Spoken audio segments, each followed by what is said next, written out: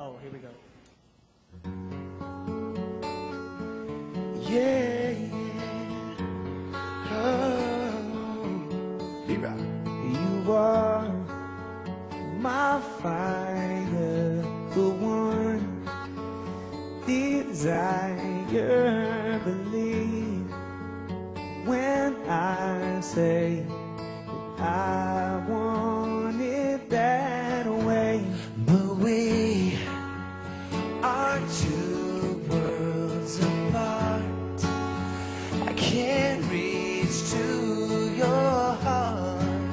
But when you say that I want it that way, tell me why ain't nothing but a heartache. Say, tell me why ain't nothing but a mistake. Tell me why I never wanna hear you say I want it that way. Am I your fire, the one desire? 'Cause I know that it's too late, but I want it that way.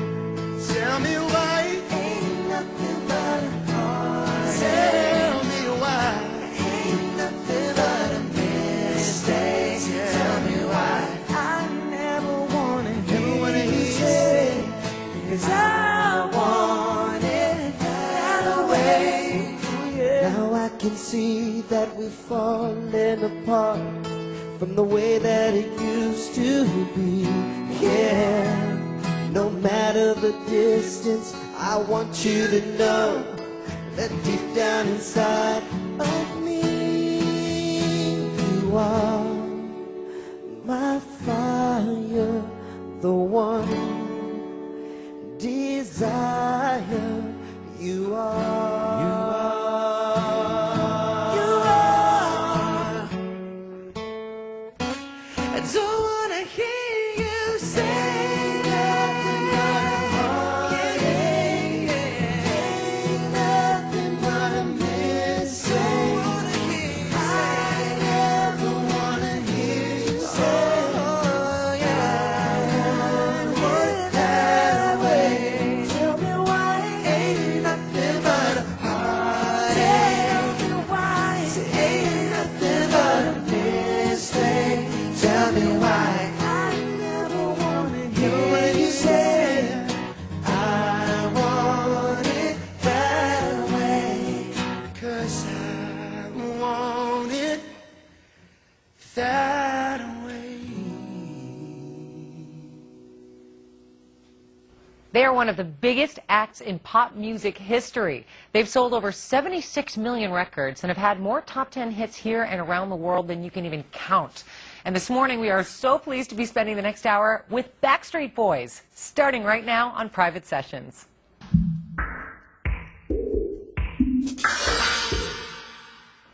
Backstreet Boys' worldwide mega hit, I Want It That Way, like you've never heard it before. I'm sitting here with A.J. McLean, Howie Duro, Nick Carter, and Brian Littrell. Littrell. Look at that. For 15 years, I've been wanting to correct people on the radio and on TV, and it's Littrell. Welcome to the show, you guys. Thank you so much for having us. It's so wonderful to have you here. Great performance.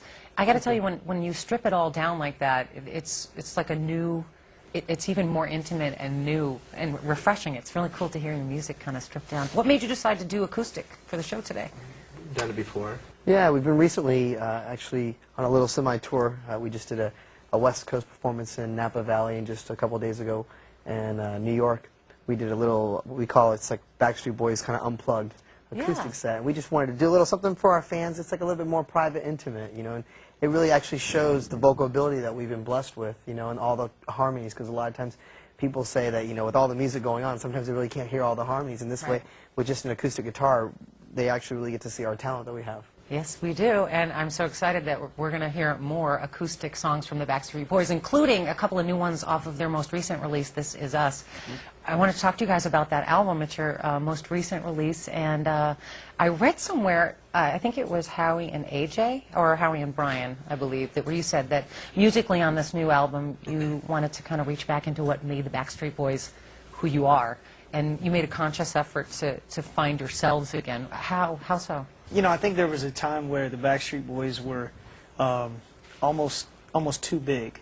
In the late 90s, early 2000s, we did the Black and Blue record, then we took a little bit of break from each other and kind of from the business. And then we got back in the studio, we did the Never Gone record, and then now we moved on to Unbreakable, and now This Is Us. And I think those, we call them kind of growing pains to kind of transcend into where the Backstreet Boys are headed. But what you'll find as we've gotten older and spent more time together, you know, we're comfortable being Backstreet Boys. We're comfortable doing music that we do best, and we're not trying to be anything that we're not. So with This Is Us, it's really a testament to kind of who we are, the music that we do, from that dance, pop. It's a Euro dance club mix, mixed with the pop vocals, a little bit of R&B as well. So it's, you know, it's a conglomerate of a lot of things that make the Backstreet Boys and have made the Backstreet Boys successful for many, many years, as well as the fans. So That's right. we're trying to get back to basics.